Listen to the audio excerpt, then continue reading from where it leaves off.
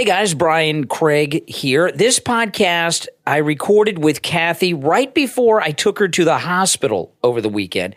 During the podcast, she started not to feel too well, and right after we finished the podcast, she said, I got to go to the hospital. That's why we didn't upload this over the weekend.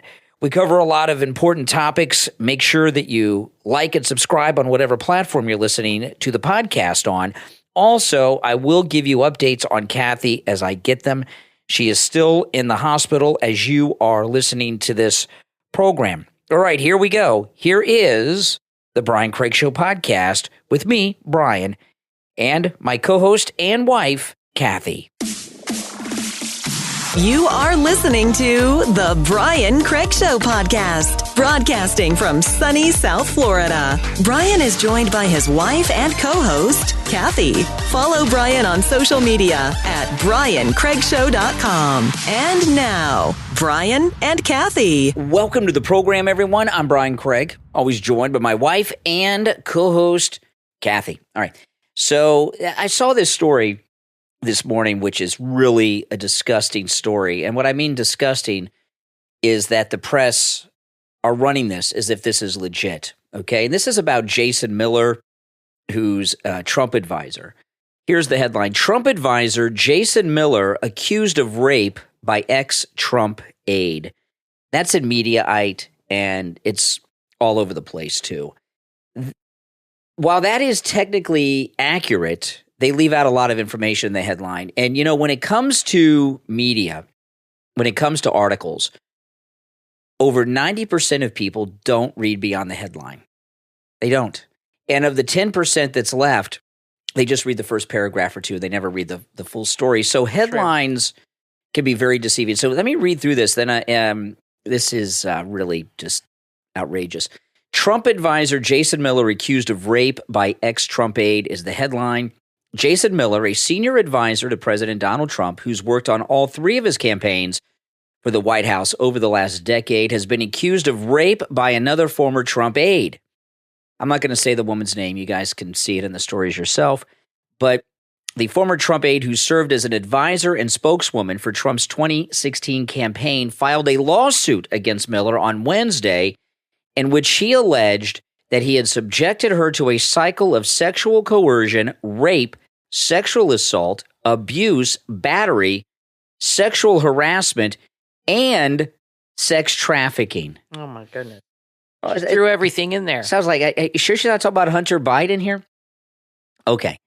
Now, the next part of the story, they start to give you the real business, okay? This is just, for them to put this in the media is so irresponsible. This is journalistic malpractice. This is criminal what the media are doing. Well, this here. seems to be, you know, what happens now. It's happening with Eric Adams. And yeah, that's true. They started with that all women should be believed. So now all women just have a free reign to make accusations and everybody's got to believe what they say. Exactly. So back to the story here. It says here, now here's the next part in the same story that I've been reading. Both parties had previously acknowledged that they had an affair that began at the tail end of the 2016 campaign. The pair have been embroiled in legal battles over custody and financial responsibility for their child together over the last several years. So they had an affair back during the campaign. I remember when that happened. I'm not saying that's good, okay? Don't misunderstand me. They had an affair. They had a child that was born out of the affair. They're in court. They've never been married, so it's not divorce, but it's kind of like divorce court. Okay, so they're not married to other people. I don't know what their current status is now, but they're not in a divorce. They're not married to each other. I don't know who's married to who, but they're not married to each other. I don't know if they have other spouses. So it's not divorce court they're in, but they're in court fighting over custody of the child and custody rights and child support, okay? And oftentimes, sad thing, but oftentimes when women are in divorce cases and custody battles, they start throwing all these accusations, and this is not the first time in a divorce case, a child custody case, where a woman hasn't said rape. I mean, this does not even have this has less than zero credibility. Yeah, in fact, P. Diddy just got accused and by somebody of rape and one of his ex-girlfriends, and now he just had a settlement and paid her a bunch of money, and it's like winning the lottery. That ended that. In the lawsuit, it's extortion. The woman in the lawsuit against Miller said that he took her out and got her drunk at a strip club. And they went back to the room under the guise of working on professional issues and engaged in sexual activity with her there without her consent. She's accused Miller of acting in a similar manner on several other instances and professed not to be able to get out of a situation for fear of professional repercussions. On Twitter, she's very active on Twitter, so I'm not saying her name, but it's all over the stories and in Twitter. On Twitter, she said she had already received a threat against her life over the lawsuit and predicted that Jason Miller's friends in the media, in the media. He works for Trump. Who are his friends in the media? Come on. That his friends in the media would either ignore the suit or write pieces promoting his false narrative and lies. Jason Miller has previously admitted to hiring prostitutes and has been ordered to pay thousands in child support to this particular woman. He's admitted to hiring prostitutes? That's right. And he works for Trump. He has. Yes, he has. He's worked. That's a problem for me. I'm sorry. Yeah, he's hired prostitutes. I think Trump needs to cut that guy loose. Well, yeah, this guy's bad news and bad press. Why is he working for Trump if he hires hookers? What is he, Hunter Biden? Well, regardless of that, though, I think that's awful. He didn't commit a rape. Okay, this is a custody battle. She wants money. She wants full custody. Mm-hmm. There's visitation. You know how that goes. And things get really nasty when it comes to custody fights and child support. And I don't believe that he raped her at all. And it's the media, they know it too, but they just hate Trump. And since he worked for Trump, they are going to run with that story. It's part of the Trump derangement syndrome that they're all suffering from all the time, and they anything that'll harm Trump, they're gonna go with. So you could share your thoughts on that in the comments section if you'd like. Now, Derek Chauvin, who probably had one of the most unfair trials ever, was stabbed in prison by another inmate. And this story just broke today. This is in the Post-Millennial. A source familiar with the situation informed the Associated Press that Derek Chauvin, by the way, Derek Chauvin is the cop that was convicted in the George Floyd incident, that he was stabbed and seriously injured by another inmate Friday at a federal prison in Arizona. The assault occurred at the Federal Correctional Institution in Tucson, a medium security prison. And they say it's got a lot of challenges when it comes to security lapses and staff shortages. The person providing this information spoke anonymously to the AP. The Bureau of Prisons verified that an incarcerated individual was assaulted, but they wouldn't release his name. He was recently moved to that prison for his own safety, Derek Chauvin. It seems to me that there have got to be enough police officers and people kind of like police officers that are incarcerated that they should have a jail just for cops and people similar to that can't survive in a regular good idea. Prison situation. But so much new has been coming out about Derek Chauvin. A lot of people have been investigating this and interviewing people. And when the George Floyd incident first happened, George Floyd was given this saintly-like thing and everything else. Some journalists went and have just done a documentary interviewing people involved, including a police officer who stopped George Floyd not long before that incident with Derek Chauvin, and he said it was the same thing. He was stoned out of his mind. He wasn't cooperating. It didn't result in his death. But medical examiners are saying that he overdosed. Yeah. That he overdosed, and that it was coincidental that he overdosed at that particular time with the cop. Maybe the arrest and the incident aggravated the situation, but George Floyd created it, and there's a big movement now, including a petition. But I don't think the petition, but there's a big movement to get Derek Chauvin a new trial. And I saw one medical examiner interviewed a couple days ago who went over all the records, all the autopsy records, and they said that if George Floyd would have died anywhere else, it would have been ruled immediately an overdose, and that would have been the end of it. Right. You know? But you had this whole, you got this organization, Black Lives Matter, and you've got these attorneys, and they go into a rage, and it's lawsuit time. And I remember there was, as the trial was going on, because remember, they got the family got a settlement, a lot of money. I can't remember how much offhand, but they got a financial settlement from the city, and then they had the trial of Chauvin. And I remember there was a press conference with George Floyd's family. It was like his siblings, and then George Floyd's girlfriend. And George Floyd's relatives were dressed, let me tell you, they were dressed in expensive clothes, more expensive clothes than I've ever owned. They were dressed in very expensive, they were wearing like suits and outdoor jackets, Kathy. They were like tailor-made clothes. Oh, yeah. And then George Floyd's girlfriend was wearing like a ratty T-shirt because she was, they weren't married, so she didn't get any of the settlement money. And, when there's a high-profile media incident like with Derek Chauvin and George Floyd, how can the guy get a fair trial? There's such an industry around making money off of these incidents that hype them. And look what was going on. You had that summer of violence around the country and everything. And I'm not one that says the cops are always right, because a lot of times they're not. Maybe half the time they're right. Maybe half the time they're wrong. I don't know what the breakdown is. But what happened in that George Floyd incident, I mean, watching that video is pretty traumatic. It's hard to watch the video. I mean, I'll never watch it again. Mm-hmm. But I don't blame the cop for what happened. I mean, how is it? All of the medical experts have said George Floyd died. He had COVID, by the way, and he died because of the drugs in his system. So why is this guy in prison? Derek Chauvin is a victim of a lynching. A lynching is a political person. It's like those old days in the Wild West, mm-hmm. where the lynch mob goes to the jail to get the guy from the marshal or from the town sheriff, and they, what I mean. That's what happened to Derek Chauvin. And the problem with everything being videotaped on people's phones. People don't start recording on their phones until after the spark has happened. All right. People aren't very rarely do you see video of an incident where the video starts before the spark happened because something happened. I better film this. And then these other two police officers that also were imprisoned, Derek Chauvin was their superior. They didn't even touch George Floyd. They're in jail too. I know. And there was this whole movement at that time against police officers that defund the police.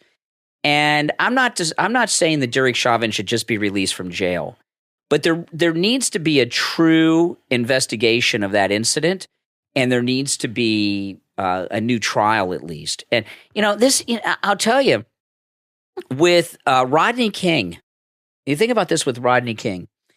Those cops in the Rodney King case were acquitted in L.A., and George H.W. Bush the father, wasn't satisfied with the verdict and had the Justice Department go after them federally. And the Rodney King cops that went to jail were convicted in federal court after they were acquitted locally. And the reason that is because Rodney King, like with George Floyd, was a political thing. And remember, they had the L.A. riots after that acquittal. That's why they didn't have riots because they were sent to prison. They had riots because they were acquitted in the first trial in L.A., and that's when H.W. Bush came in and did this thing, which is a way around double jeopardy somehow. And I'm not one to always defend the cops. I don't want you guys to think that, because I do not. However, in these high-profile cases, you're convicted before you're even charged. And Derek Chauvin, I mean, how can this guy live in prison? I don't know. It doesn't sound like he's going to live much longer. I know. He'll get attacked again. Yeah, and this is in he's got like a 20-year stretch. Yeah. So that's not good. Yeah, and he's in a medium security. He's not even in the maximum security, and I thought when he got to like medium, he should be in the prison, the white-collar prison.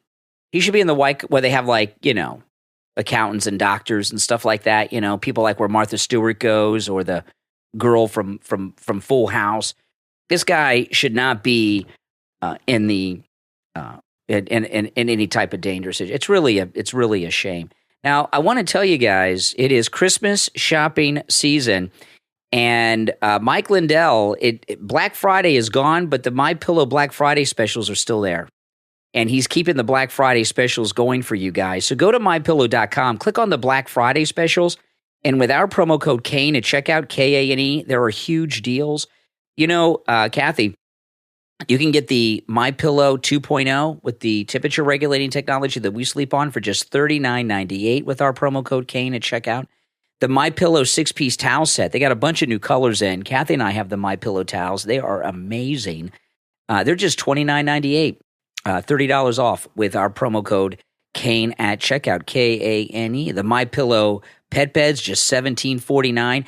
And they have these two things I think we should get, Kathy. They have 2-piece pajama sets for men and women. There you go. You get the pajama pants. Matching. Yeah, you get the pajama pants and the tops, just $39.99. That's $40 off, by the way. They're normally $79.98. They're $39.99.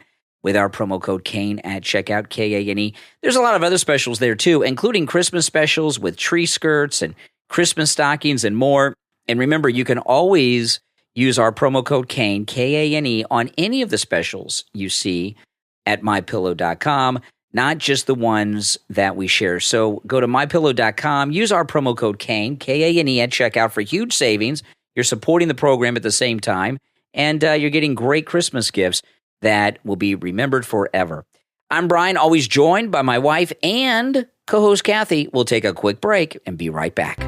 Embark on an enchanting journey with sugar gliders, Dash and Vi, the most adorable duo you'll ever meet. Get ready to dive into a world of excitement, exploration, and friendship with Search to Find Rhyming Riddles in Dash and Vi by Katie Cahill. In this charming children's book, Dash and Vi, two curious sugar gliders take readers on thrilling adventures with vibrant illustrations that breathe life into every scene. Dash and Vi invites children to immerse themselves in a world of captivating imagery. Every page is a gateway to a new destination where imagination knows no bounds, and Dash and Vi await to be found. Perfect for children of all ages, Dash and Vi is not only an entertaining read, but also an educational journey. It fosters cognitive development, boosts problem-solving abilities, nurtures a love for exploration, and introduces children to the world of sugar gliders. Let Dash and Vi be your child's guide to an unforgettable adventure where learning and fun seamlessly intertwine. Where is Dash? Where is Vi? Order your copy of Dash and Vi from author Katie Cahill, available on Amazon and Kindle and paperback. Adventure awaits in the new children's book from author Katie Cahill, Dash and Vi, available on Amazon. Warm up your holidays with RG Heating and Air. Unbeatable deals at rgheating.com. That's ARJE heating.com. Bay Area's choice for cozy homes. Don't miss out. Visit the website for festive savings today. RG Heating and Air, making your holidays warm and bright.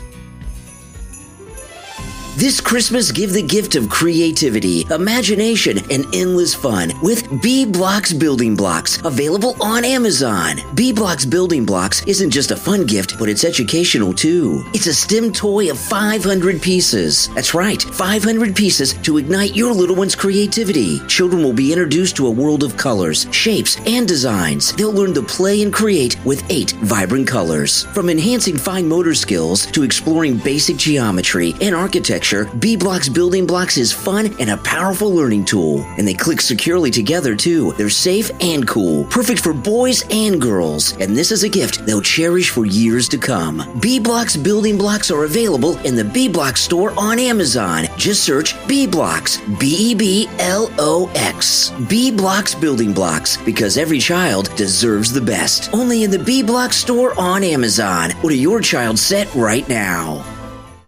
Would you like to create a beautiful WordPress website and blog like a pro? You can with the WP Wonders Blogging Guide. What makes the WP Wonders Blogging Guide stand out is first, it's easy to use. This step-by-step guide takes the complexity out of website creation, making it a breeze, even if you're a complete novice. Second, you'll save time and money. Say goodbye to those expensive web designers and build your dream website at a fraction of the cost. Third, ensure your website looks stunning on any device with responsive responsive design. From desktops to smartphones, your site will always shine. You'll also find tips and tricks to boost your website's visibility on search engines. Whether you're a small business owner looking to enhance your online presence, an affiliate wanting to boost your earnings, or simply passionate about sharing your interests through blogging, this guide is tailored just for you. WP Wonders Blogging Guide is incredibly affordable too, so you can access this valuable resource without breaking the bank. And when you order your WP Wonders Blogging Guide online at elitefementrepreneur.com/WPWS page, you'll receive a special bonus, their planner calendar for free. This bonus will guide you step by step, making your journey to blogging success smoother and more efficient. Transform your blogging dreams into blogging reality. Visit elitefementrepreneur.com/WPWS page and order your WP Wonders Blogging Guide. Your path to becoming a blogging sensation starts now. elitefementrepreneur.com/WPWS page. WP Wonders, where blogging magic begins.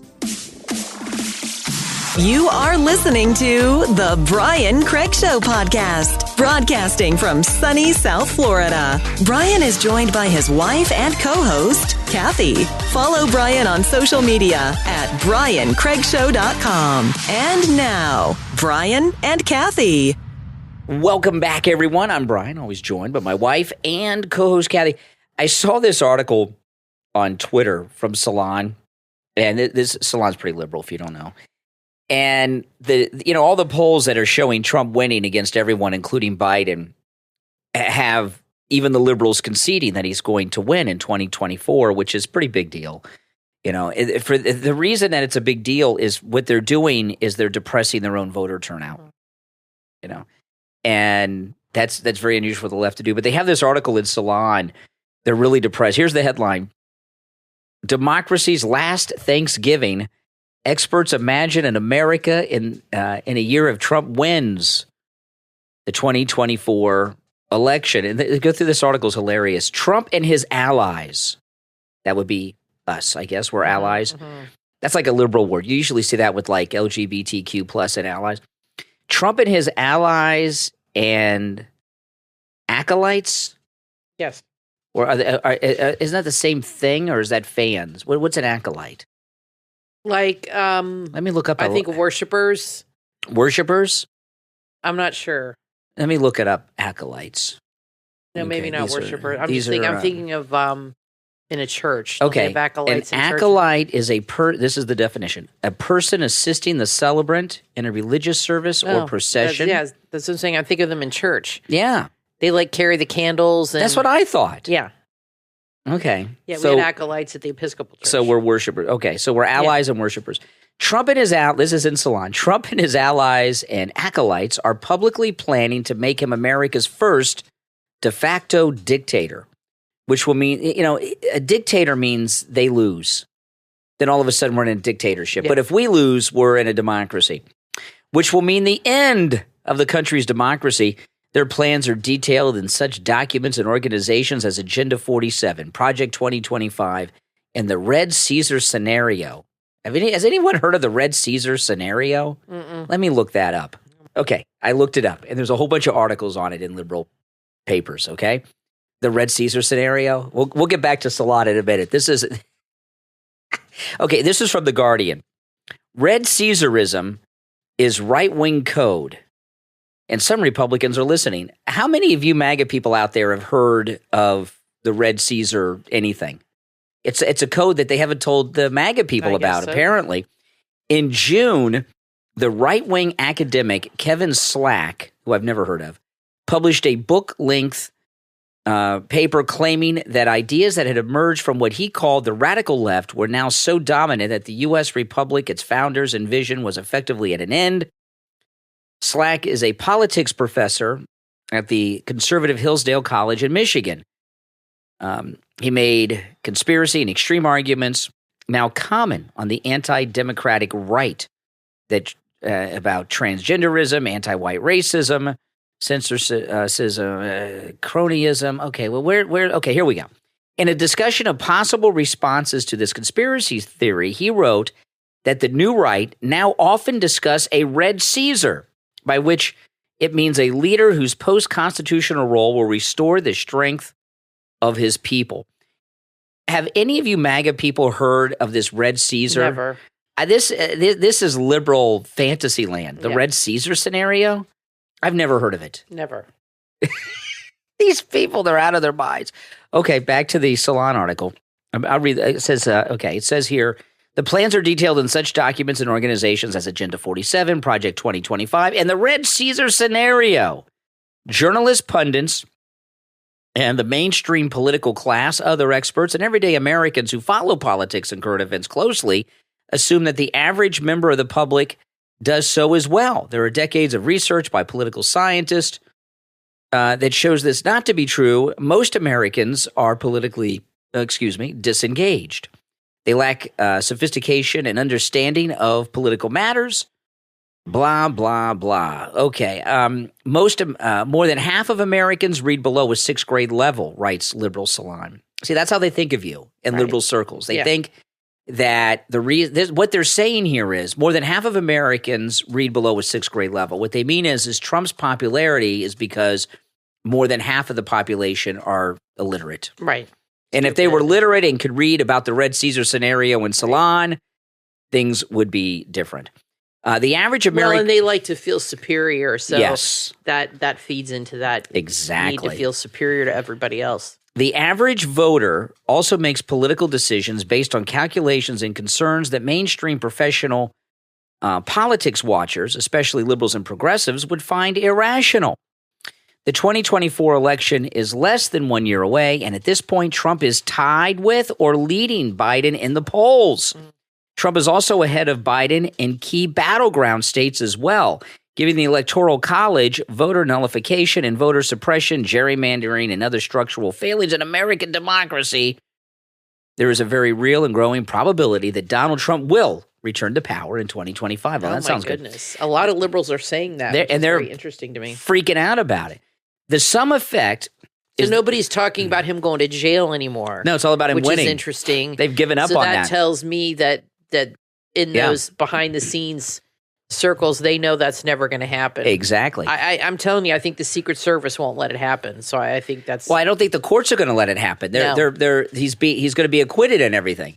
The sum effect is that these discussions and warnings about America's democracy crisis and fascism are often ignored or filtered out by large portions of the public as being just more partisan bickering and politics as usual. Intervening against that dangerous tendency requires making the stakes and implications of Trump's return to power and the end of American democracy very clear, very direct, and very real. The mainstream news media and political class have largely failed in that task. This may be the last Thanksgiving where the American people will live in a democracy. That's what they say, however flawed and alien it may be, where their basic constitutional and or other civil rights are relatively secure. In an attempt to reflect on the meaning of this Thanksgiving in time of such great troubles and what this holiday will mean, when and if dictator Trump takes power next year beyond. Here we go. Aren't people tired of this nonsense? Yes. I think people are so tuned out on this. Yeah. Honestly. Yeah, I know. Isn't it crazy? People are like, whatever. Yeah. I know. It's gotten so freaking old. Yeah. They go, how will I spend Thanksgiving in the years following a Trump re-election? In Canada? Liberals are always threatening to leave America when they lose elections. But they never do. Yeah. They never do. I wish they would. Yeah. Rick Wilson, co-founder of the Lincoln Project, and former leading Republican strategist and author of 2 books, Everything Trump Touches Dies, and Running Against the Devil, A Plot to Save America from Trump, and I don't know Democrats what he has done to make them think he's so horrible. I don't understand. It's hilarious. It's all in their mind. Yeah, I'm not going to read any more of this They're article. Deluded. Once they go to him, once they go to the Lincoln Project, it's I don't need to go any further. But you know, what this is all about is simply this. Okay, liberals believe that this is what they believe, and it's really a sad thing. They believe that the Republican Party, certainly the MAGA wing of it, which is the majority of the Republican Party, are made up of white racists. And their time is done. And that if they win, democracy dies, that this is a time for others to run the country. Right. That white Republicans have run the country too long, and it's time for others to run it. And that's just That's just what they think. And if Trump were this all-powerful dictator, he's got 5, maybe 6 court cases going on right now. He's been arrested with mugshots. He's been arrested like 4 times. Incredible. 2 in federal court, 1 in New York with Bragg, and then Fulton County. You know, I mean, what kind of dictator is getting arrested that many times? And this idea that if they lose elections, democracy fails. They're saying that he's going to win because he's beating Biden in the battleground states, and that's not how a dictator comes to power. You know, they've created in their mind that Hitler was elected and that the population, the majority, Hitler wasn't really elected. They had a different system than we have over here. He was not elected chancellor. He ran for president and lost. They did all kinds of scheming and such, the Nazis, to take power. It's nothing like that is going on in this country. It's a completely different system that none of us really fully understand. And he did not have the majority of the public behind him when he came to power. But regardless of that, we have a totally different system here in the United States. But their reasoning is that about half the country are illiterate. So if the MAGA people could read above a 6th grade level, they'd be able to read Salon, right? The Red Caesar Project or whatever that is. Sounds like a band. Well, they can't accept the fact that we like Trump, so they rationalize it that we're just stupid. Correct. That we just aren't intelligent enough to see the truth. Yeah. Like they are, and they're enlightened and we're not. We're like, we're like the the guys, the serfs working the fields here during the medieval period, and they're like, they're enlightened. The lords and that have access to the the intelligentsia. Books. Yes, exactly. And we're just living in the dirt. And they're in the high tower reading books and being enlightened while that's how they see us. Well, we're all busy working, and we know how much things cost and how much they used to cost, and we know. I was watching, Kathy. I was watching on YouTube this morning. I watch a lot of videos that show filming locations of TV shows and movies, right? And I was watching one on Chips, and they were showing episodes of Chips, showing scenes with Eric Estrada, right? And then showing it today in 2023. And there was one in particular, they were at a gas station, right? Punch and John were at a gas station. They went to the same gas station today. Gas was over $4 a gallon. On that episode of Chips, this was a later episode. It was 1982. It was 60 cents a gallon for the premium. I remember. For the premium. Right, not even like the in California where gas has always been high. So here in Florida, it was probably like 49 cents. I remember when I was when I was in high school, I had my senior year. I had a little CRX, a little red CRX, and it was a 10-gallon car, and I could fill it up for $7.50. Yeah, 75 cents a gallon. Yes, I filled it up for $7 for regular, and it lasted me 2 weeks. Yeah, had great gas mileage. Well, that car. Over the so $15 a month, my car was filled with gas. Over crazy. the Thanksgiving weekend, I've been driving my Vespa all over the place when I have to go places. My Vespa gets 102 miles a gallon. Yeah, which is pretty good. And if I'm doing errands around the neighborhood, or I had to go do some trips in town for business and things, on Friday I took my Vespa. I'm a little far from the radio station to take the Vespa to the radio station every day. Although I'd like to, if the radio station was still in Boca where it used to be, I would just take the Vespa every day because gas is so high. And it's I was just planning on going to Orlando next weekend, and we have this high-speed train in Florida now, the Brightline, which I've taken to Orlando before. And I can get a round-trip ticket from our house to Orlando, completely round trip, for less than $80 round trip. For gas to Orlando and back, plus the tolls, would be over $100 because of the gas prices. So, and that affects the economy, because if I were to drive, I would stop along the way to get gas. I'd go inside. I'd buy a Coke. I'd buy some lunch. Now I'm just going to be on the train there. I'm not going to spend any money between here and there on the way up or back. And while I may have only spent another $40 or $50 at these different gas stations or restaurants and things like this, that adds up if everybody is doing that. And we're all looking for ways to save. And one of those ways to save money is to vote for Donald Trump, because we know when Donald Trump comes back in, he's going to start drilling for oil again. The gas prices are going to drop big time, and the price of everything else is going to drop big time. But if we could read the books that they read over at Salon, we would know that it's better to pay more. Oh, I want to tell you guys, I've been watching a lot of videos online about electric vehicles. And I've been watching videos about people that own electric vehicles, all different kinds, including there's I think it's put out by Jeep, but there's a pickup truck. I've watched some videos on people that have owned multiple types of electric pickup trucks as well as cars. And they all have one thing in common. They hate them. And I saw this video of a guy who has this pickup truck. I think it's by Jeep. I could be wrong. It's called Rivian. I can't remember. I think it is a Jeep product. Rivian. And he went on a drive, Kathy, that was about 400 miles. Mm-hmm. It took more than twice what it would take in a gasoline car because he had to keep finding chargers along the way. And in some places, chargers are very hard to find. In fact, this guy got so desperate for charging, there were no chargers nearby. A lot of areas, they have charging places and they're not working for whatever reason. You know, how many times have you gone to a gas station and the air and vacuum at the gas station aren't working? That's how it is with these car chargers. And some of them don't fit the Tesla car chargers, by the way. Not all car chargers are fast chargers at these mobile locations. This guy went to a charging location. It took him 4 hours to charge up his truck.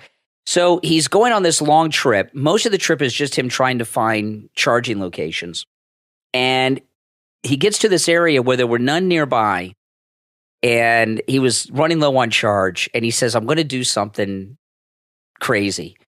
I'm going to get off the road, and I'm going to drive through. I couldn't believe this guy did this. It was crazy. If I didn't see it on the video, I wouldn't have believed it. He said, I'm so desperate. There's not a charger anywhere near me. He says, I'm going to get off the road and drive through this residential neighborhood and hopefully find a house that has a Tesla in front of it. And hopefully they have a charger at home and they'll let me borrow it. Wow. And he found one. And they let it, and he went up and knocked on a stranger's door and said, I'm out front. My EV is almost out of charge. There's no charging here. Can I use yours? And he let him. And isn't that crazy? And, you know, there's a bond, I guess, between these EV owners. They bond over the scarcity of charging locations. Yeah. You know, and it blew my mind that this guy was so desperate to charge up his car. But the reason I brought this up, though, is, you know how it is on YouTube. You watch a video about something, then you get all these other videos recommended. So I probably watched, I don't know how many videos on electric cars. And I saw a series of videos that made me feel really good about EV graveyards in China. And I think all of us are scared about China overtaking this country, in large part because Joe Biden and many other top officials in the United States are owned by China. And China, if you read any article on electric vehicles, they'll tell you that China is leading the production and in the sales of electric vehicles around the world. Well, it's fake. What's happening is they have built millions of electric vehicles that no one is using, driving, or buying. Right. The government buys them and they dump them in junkyards, in fields. They call them the EV fields. Right. And they just dump them in these fields and they sit there and run. And it's all fake. It's all being propped up. Right. And when the Chinese president was meeting with Biden a couple weeks ago, I heard a lot of people say, without giving details in the news media, that China is facing a lot of economic difficulty. And they didn't give details about it. And then as I start watching these videos on China's facing a financial collapse. It's all a mirage. You know, it's like the Soviet Union. During the Cold War, everybody knows the way it is now, but during the Cold War, like when Kathy and I were in middle school and high school during the 80s, what they taught us, and this is what I believed when they had these things like The Day After on television, that the Soviet Union was just like so far as quality of life. It's just it was communist. You had no freedom. And when the Soviet Union fell, what we found out was what our government always knew, but what we didn't know as people. The Soviet Union was a third world country, right? That had very few paved roads outside of Moscow. It was a third world country, and it collapsed because it was all a facade. Eventually collapsed. Same thing is true with China. I'm starting to believe that they've been spending money like there's no end, but eventually the bill's going to come due, and they're going to have a major financial collapse in China, and that's a good thing because we don't want to be taken over by China. I feel like we're a client state of China already. And they own all the politicians. They own the politicians. That's part of the problem. And they own a lot of other things too, like farmland in this country and a whole bunch of other things. But getting an inside look, I'm starting to follow a lot of people online that do coverage in China. Mm-hmm. And like I saw someone that went to an abandoned amusement park in China that's kind of like Disney World, and it was built like 10 years ago, completely abandoned, including these skyscraper hotels around the place. China's been spending money like it's going out. There's no end to it, and everybody knows eventually there comes an end to it. So the financial collapse of China is probably the best thing that could happen to this country, the United States. I gotta tell you. Now, listen, we're going to take another break. When we get back, there's a lot more to share. We've got so much to cover. I'm Brian, always joined by my wife and co-host Kathy. Don't go anywhere. We'll be back right after this. From author Stephanie Tayo comes a book that takes place in Cornwall, Ontario, where it seems that dreams can come true and life feels uncomplicated. But one young woman's world is about to be forever transformed. Love Beyond Age. Available on Amazon, Barnes & Noble, and other online booksellers. In Love Beyond Age, meet Quinn. She's a determined soul with aspirations of becoming a psychologist. She shares a simple life with her dad, saving every penny for her dreams. But life has a way of throwing unexpected curveballs. Everything changes when she crosses paths with James, whose presence by the river ignites a connection neither can deny. As their university journeys begin, Quinn finds herself torn between her deepening connection with the mysterious James and her growing feelings for her competitive friend Jasper. Secrets are unveiled, revelations come to light, and Quinn discovers a shocking truth about James' hidden secret. As danger lurks on the horizon, relationships are put to the test, and old emotions resurface. A love triangle takes hold, pushing Quinn to the brink. She faces a choice that will shape her future and define her path. Love Beyond Age, from author Stephanie Tayo, is a story of love, secrets, and choices that will tug at your heartstrings. Available on Amazon, Barnes & Noble, Kobo, Apple Books, and other online booksellers. Order your copy right now and be transported to a world where romance is intertwined with the complexities of life. Love Beyond Age, from author Stephanie Tayo. Order your copy right now. This Christmas, experience the magic of the season with the book Searching for Christmas from author Andre Herdoukas. Available on Amazon. In Searching for Christmas, meet Ben, a young boy from an isolated orphanage who's never had the chance to experience the beauty of Christmas. But this year, everything changes. Ben embarks on a thrilling adventure to discover the holiday he's only dreamt of. To make his dream come true, he must conquer his fears and learn to play the accordion, hoping to charm the hearts of the townspeople. But his journey has its challenges. He must face the taunts of children in the orphanage and navigate the dangers of the forest on his way to the city. Along the way, Ben finds an unexpected friend in Dave, and together they learn the true meaning of friendship in the search for Christmas. Searching for Christmas is a touching story that will warm your heart and remind you of the joy and wonder that this magical season brings. Searching for Christmas is available in Kindle, paperback, and audiobook on Amazon. This will become a treasured part of the holiday season with your family. Order your copy of Searching for Christmas from author Andre Herdoukas. Available on Amazon in ebook, paperback, and audiobook. From author Trisha Patty Page comes the book series Secrets of the Toad, an inspirational book series for children dealing with some aspect of acceptance. In this series, siblings Jake and Emma weave in and out of everyday challenges with the help and guidance of the mystical toad Tobias. In the first book, Secrets of the Toad Reflection, Emma has difficulty looking at herself in the mirror as she tries to find her place amongst her peers. Finally, she learns to accept herself. In the second book, Secrets of the Toad Play Ball, baseball. Jake must face the fact that all sorts of changes come with a new baseball coach. He learns from Tobias, the mystical toad, to see the good in a challenging situation. In the third book, Secrets of the Toad, The Win, Jake is about to enter the playoffs, bringing with him several questions. First, will he finally get his opportunity to pitch? Second, is there anything more important than playing ball? Third, will Jake step up to the plate when he witnesses bullying? And finally, should Jake go to visit Tobias by himself, or does he dare take his sister Emma, a nonstop talker, with him? Tobias is the one who seems to hold all the answers and more. The entire Secrets of the Toad book series from author Trisha Patty Page is available on Amazon and BarnesandNoble.com in Kindle, paperback, and hardcover editions. Order yours right now.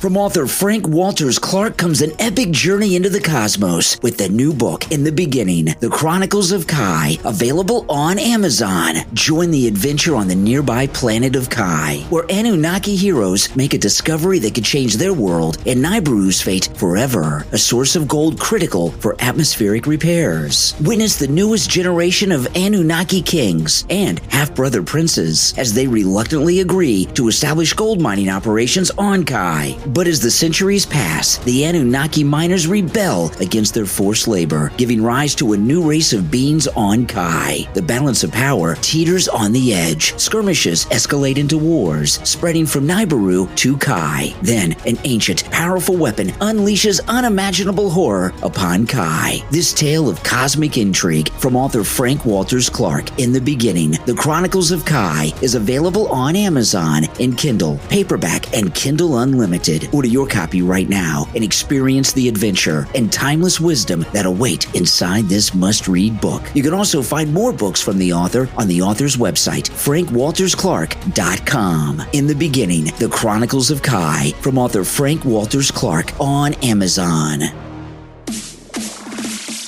You are listening to The Brian Craig Show podcast, broadcasting from sunny South Florida. Brian is joined by his wife and co-host, Kathy. Follow Brian on social media at BrianCraigShow.com. And now, Brian and Kathy. Welcome back, everyone. I'm Brian, always joined by my wife and co-host Kathy. You know, this wave of anti-Semitism in this country has been beyond measure. I've never seen it in levels of anti-Semitism like we're seeing in this country. It's really scary. It's god-awful and embarrassing as a country that there's so much anti-Semitism. One of the more high-profile ones, though, was Susan Sarandon, who said the Israelis are feeling what it's like to be Palestinian. Remember that the other day? And her agency in Hollywood, UTA, dropped her over her comments. And I would imagine her agency probably is wanted to drop her for a long time, because when's the last time she really worked? You know what I mean? But her son, who was Tim Robbins' son with her, has come out and asking for people to leave her alone. Susan Sarandon's son pleaded to stop using a video of his famous mom that appears to have left him embarrassed. So he's more concerned about himself than his mom. Yes. Miles Robin took to Twitter to make the request after his mother, Oscar winner, Susan Sarandon, age 77, was dumped by her Hollywood agency over her controversial Israel-Hamas war remark. He says, "I'm really grateful to see people on Twitter defending my mom amidst a new era of McCarthyist blacklisting, but can you please stop using the clip of her getting her hair done with her honkers out?"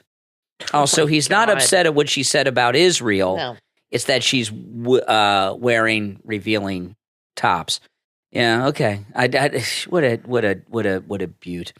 You know, they released these hostages, Hamas. They released 50 hostages, and a few things about this, and there's more coming. They released 50 hostages in exchange for Israel releasing 150 terrorist prisoners. And I mean, what a I don't know who made this deal, but they're 50 completely innocent people, some of them young children who were kidnapped, and old ladies, for 150 terrorists. Incredible. Yeah. And I mean, that's insane. Who are not innocent, who are in prison. Biden was acting like it was a great thing to do. So I think a lot of these things, I'm starting to wonder if they're planned ahead of time. just so we have an excuse to release these terrorists. I don't know. And I saw it, I'm happy for everyone that was released. Don't get me wrong, that the Israelis who were released. I'm very happy for them. I mean, that's terrible. They don't deserve this. But I noticed the people they released are kids and old ladies. None of those young pretty girls in their 20s that they took for the music festival. What happened to Well, some of them are dead. What happened to the girl on the motorcycle? I don't know. Yeah, what happened to these women? Well, I haven't seen any of them released. They're not even discussed. And, we were talking about this Jason Miller accusation from his ex, which is ridiculous. What was the celebrity one you were talking about? A celebrity that was a P. Diddy, and then you've got this thing with Mayor Adams being accused. These are all BS stories. Yeah, I agree. And I don't believe these women that come forward decades later at a convenient time when they can make money or become famous. I'm sorry. Yeah. I think they're lying. And these women that come out against Eric Adams, P. Diddy, and Jason, they have the support of the media in this country. They have the support of the American left. Where are these feminist leaders and their support for these women that have been snatched and literally raped to death, some of them, by the Palestinians? You don't hear any of them even talking about them. No. Not even it's not even that they don't have sympathy for them. They don't even talk about them. It's like they block it out. They don't want people to even think that it happened. And it's really sad. It really is truly sad. Now, Trump has announced he's going to go to Argentina to meet Javier Milei. Oh, Austin Powers. Now, he does look like Austin Powers, doesn't he? I love it, yeah. Yeah, there's an article today in the National Pulse. It says Donald Trump will visit Argentina's newly elected libertarian populist president, Javier Milei, in Buenos Aires following a conversation between the two. And this is an official announcement from Trump's press team. So this is like a sure thing to happen. The 45th president congratulated him. Trump said, congratulations. It goes on, and then he thanked him back. That's going to freak him out. That is going to freak out the media and the Democrats. They're going to say, "Oh, he's meeting foreign leaders now." In fact, they made that's a crime. It's called the Logan Act. If you intervene in U.S. government policy, and they may come after him with more charges, claiming that he is violating the Logan Act. It would not surprise me.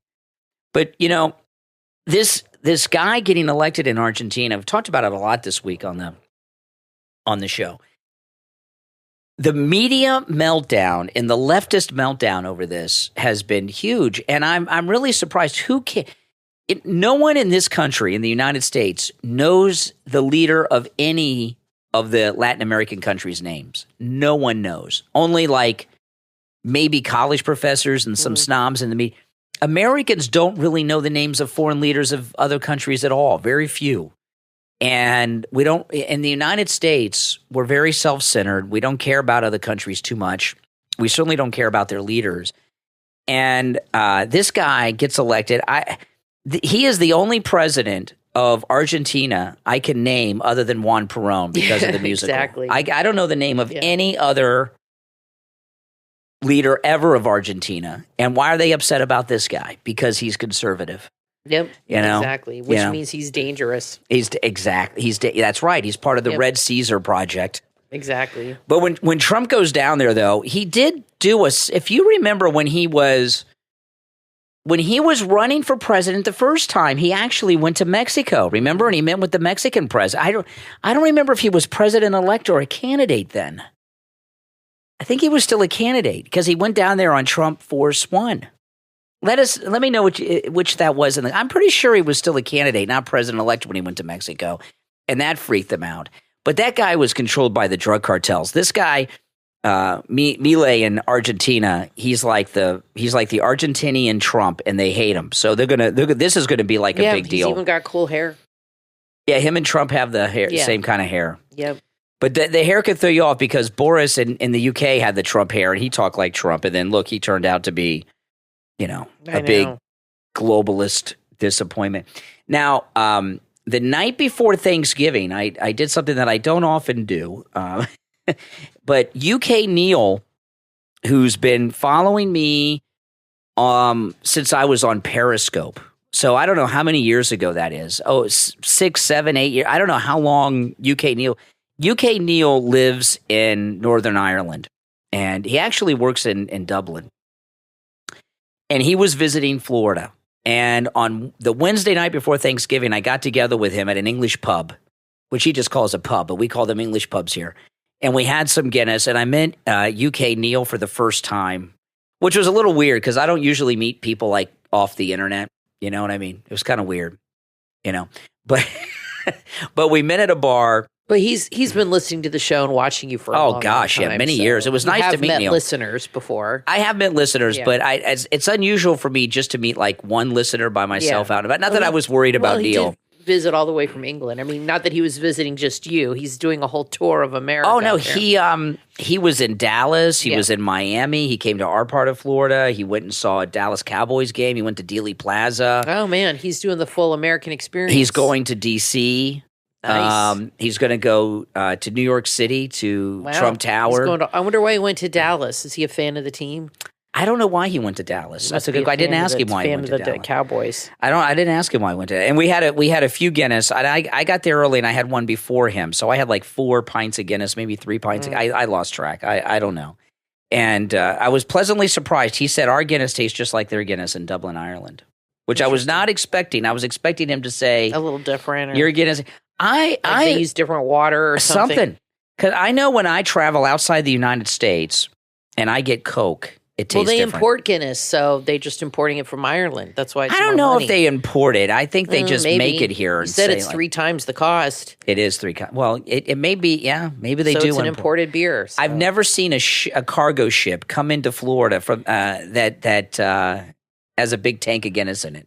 What are you hanging down at Port Everglades? I've never seen that. It out? I think they make it here. I think they make it here and call it Guinness. But I remember I had a Coke in South America, and it tasted like they made it with well water, and it was out of a bottle. Yeah, because they have bottling facilities. They bottle it locally, right? Exactly. Right. So I assume the Guinness is the same thing. I could be wrong, but it was nice to see Neil after all this time, and we had a good time. And we've known each other for a long time. We just had never met before. And what was weird about it was not meeting Neil. I don't go out at night during the week. No, you don't. By myself. I very rarely do I go out like that. And so going out during the week, even though it was the night before Thanksgiving, by myself was a little unusual. Right. And then I took him to his hotel after we were done, and it was an English night. I met UK Neil at an English pub. We had Guinness, and then I drove him to his hotel in your Mini Cooper. Right. And you said he's here with his mom and dad. His mom and his stepfather. Yeah. It was nice to meet him. And he's a MAGA guy. He's MAGA UK. Yeah. He's like the UK branch of MAGA. But it was a lot of fun to meet Neil, and we talked about a lot of things, and we had a good time. But see, that's the thing with Trump, and it's like this trip to Argentina. That's why I bring this up. Donald Trump has done what other presidents have not done. He has reached out across the world and built this whole movement up. Argentina, Ireland, UK, Australia, New Zealand, all over the world of people that are rejecting this government deep state control over all of us. And this taxation and everything, and it shows that people around the world are sick and tired of it. That's right.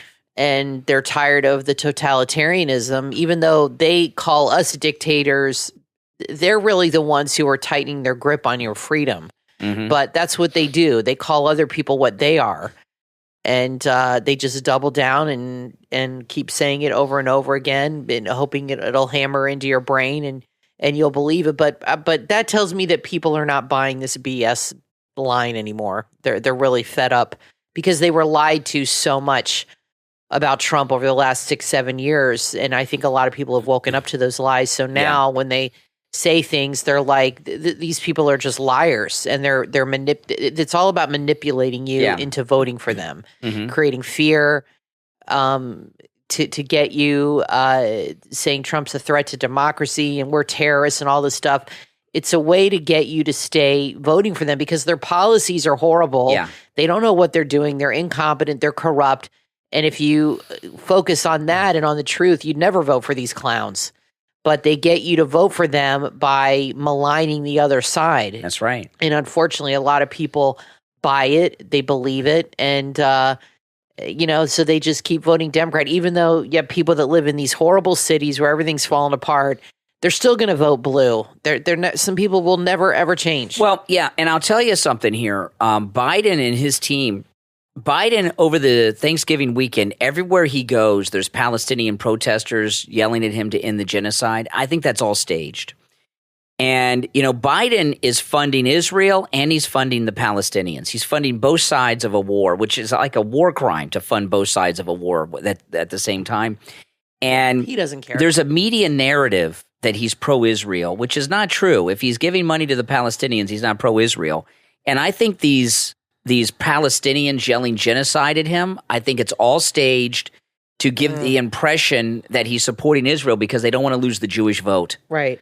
They've lost so many voters, and they've lost so many black voters, gay voters. They're losing so many voters, the Democrats. They don't want to lose the Jews. And they're trying to portray him as somebody who's helping Israel to try to keep the Jewish vote. That's what it looks like to me.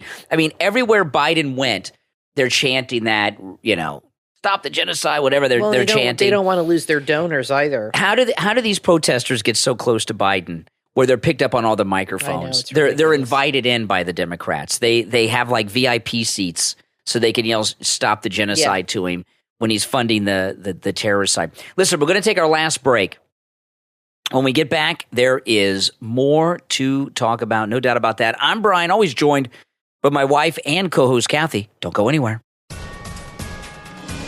Are you ready to take your knowledge of the financial markets to the next level? Then add Beyond Markets with host Julius Baer, available on Apple Podcast and Spotify to your podcast playlist. Beyond Markets offers insightful conversations with experts who discuss current market trends, give their expert and valuable insights, and strategic perspectives from across the world. They cut through the noise to deliver actionable guidance and in-depth macroeconomic research on the ever-changing economic and market landscape of today. Check out their most recent episodes where they discuss central bank policies, the emerging opportunities of biotech, higher interest rates, how the recent events in the Middle East affect the markets, and so much more. Everything you ever would want to know about the financial markets is discussed by experts on Beyond Markets. Add Beyond Markets with host Julius Baer to your podcast playlist right now, and be sure to share the podcast on all your social media so your friends can tune in too. Beyond Markets with host Julius Baer on Apple Podcast and Spotify. Start listening right now. Get ready for an adrenaline-pumping journey into a world filled with intrigue and espionage from author Billy Wade. The sequel to his book, Fair Winds of Death, is now available on Amazon. Fair Winds of Deceit. It's October 1971, 4 months since the Navy's most prominent scientist disappeared without a trace. He left behind a top-secret submarine defense project that can't be completed without him. He must be found. Lieutenant Commander Marcus Colt, a highly decorated officer, is unlike any other agent in the NIS. He's become the Navy's go-to agent for finding leads and solving cases no other agents can. With the clock ticking to find the scientist and being distracted by his beautiful new partner, he's forced to deal with a series of murders and assaults that stretch his team thin. With lies and complexities everywhere, the team find themselves targets in an even deeper plot, a deadly plot that takes them to Italy. Lieutenant Commander Colt just might have what he needs to succeed if he can keep his team alive long enough to solve it.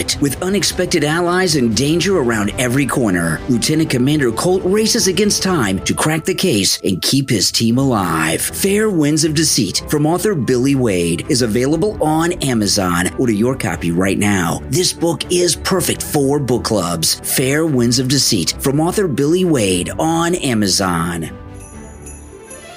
This Christmas, give the gift of creativity, imagination, and endless fun with B-Blocks Building Blocks, available on Amazon. B-Blocks Building Blocks isn't just a fun gift, but it's educational too. It's a STEM toy of 500 pieces. That's right, 500 pieces to ignite your little one's creativity. Children will be introduced to a world of colors, shapes, and designs. They'll learn to play and create with 8 vibrant colors. From enhancing fine motor skills to exploring basic geometry and architecture, architecture, B-Blocks Building Blocks is fun and a powerful learning tool. And they click securely together, too. They're safe and cool, perfect for boys and girls. And this is a gift they'll cherish for years to come. B-Blocks Building Blocks are available in the B-Blocks store on Amazon. Just search B-Blocks, B-E-B-L-O-X.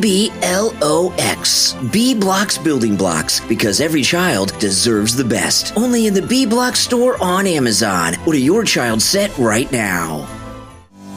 Are you seeking spiritual fellowship and growth in your faith? Join an online Catholic prayer group where faith, prayer, and community come together. Just go to meetup.com and search Catholic Prayer, Fellowship, and Spirituality in Somerset, New Jersey. They gather for rosary prayer sessions 4 nights a week, followed by the Divine Office. There's no experience needed, and first-timers are always welcome. The online meetup and prayer group are free, and they're not just about prayer. Once a month, they come together to watch spiritually enriching films and explore the lives of saints. It's a holistic approach to nurturing your faith. Deepen your faith and join this incredible group of prayer and fellowship. Go to meetup.com and search online Catholic Prayer, Fellowship, and Spirituality in Somerset, New Jersey. And since the group is online, you can become a part of the group no matter where you're located. So join the group now. You are listening to the Brian Craig Show podcast, broadcasting from sunny South Florida. Brian is joined by his wife and co-host, Kathy. Follow Brian on social media at briancraigshow.com. And now, Brian and Kathy. Welcome back, everyone. I'm Brian, always joined by my wife and co-host, Kathy. I just saw a story just now that is frightening out of New York City that I'm going to get to in just a minute. So stay tuned, guys. I want to first thank our Patreon supporters for their support of the program. Thank you so much. And if you would like to support the program by becoming a Patreon supporter, there's a link in the description of this and every episode, as well as on my website, briancraigshow.com. Okay, and you can see the Patreon link there. If you're a Patreon supporter, there's all kinds of things that you get that others don't, a lot of exclusive content, including commercial-free editions of every podcast episode. And our top Patreon supporters get a live on-air thank you on each and every podcast episode. So the names you'll hear now are our top Patreon supporters.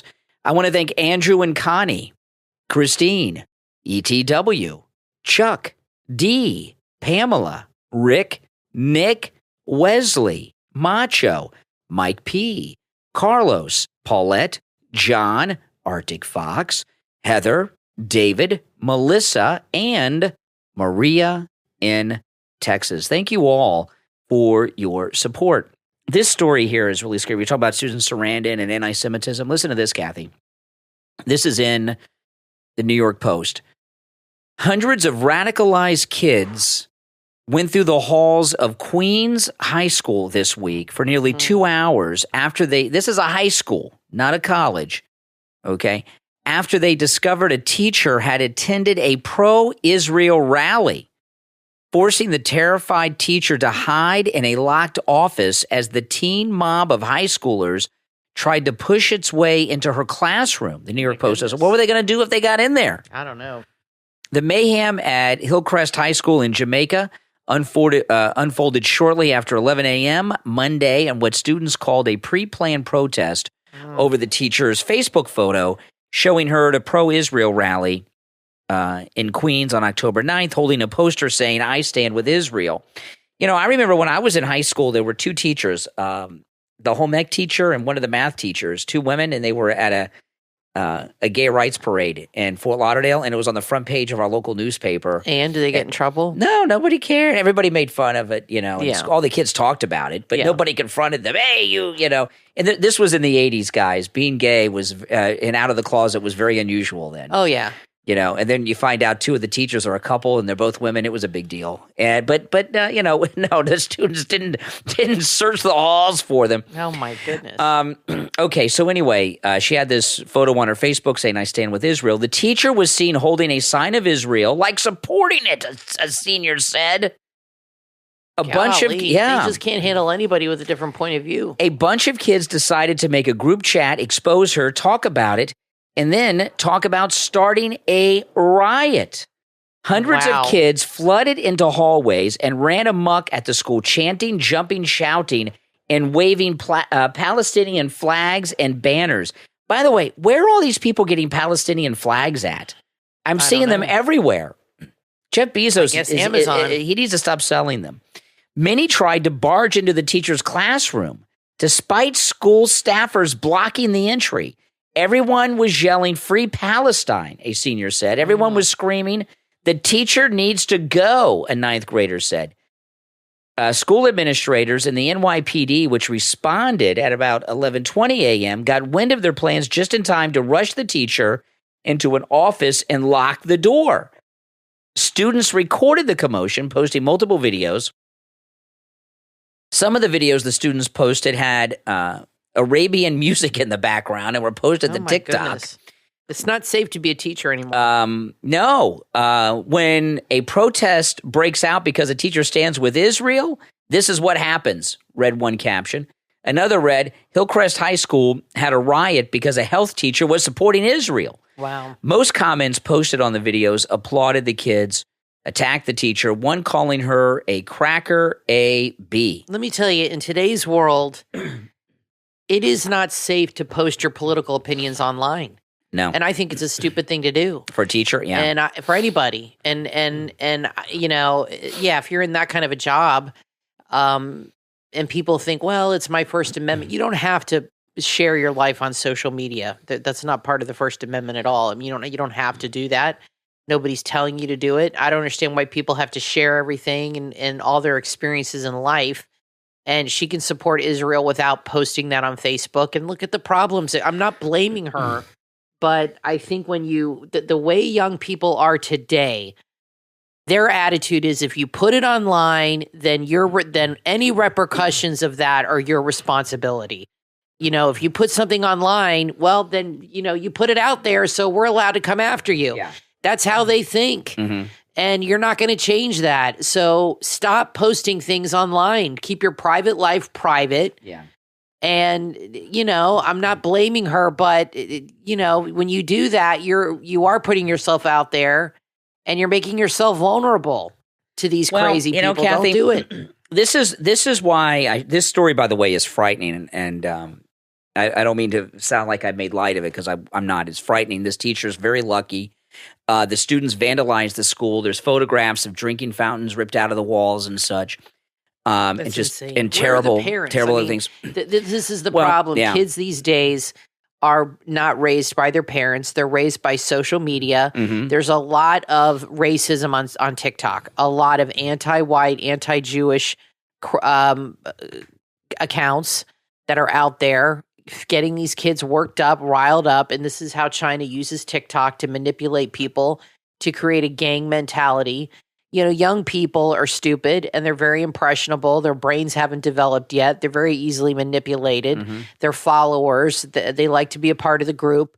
And that appeals to them being on TikTok. And they'll do trendy things that are harmful and dangerous just because it's trending. I mean, that's how stupid they are. That's how these things happen. Well, that's the point, Kathy. Okay, these things at the college campuses, the media are quick to say, oh, it's radicalized professors. These are high school kids in New York City, okay? They don't have radicalized professors. They have China's TikTok. But this is the type of people the left have created. And now they're dealing with this because they've created this problem of this, you know, they vote for these left-wing politicians that push this agenda. They push it in schools with the brainwashing instead of teaching math and reading and writing. They do this. They've created these monsters, and now they're dealing with the repercussions of it. Now, this business with TikTok, a lot of people think when people like us say TikTok's to blame, that it's like when we were kids, our parents saying kids watch too much TV. It's not the same thing.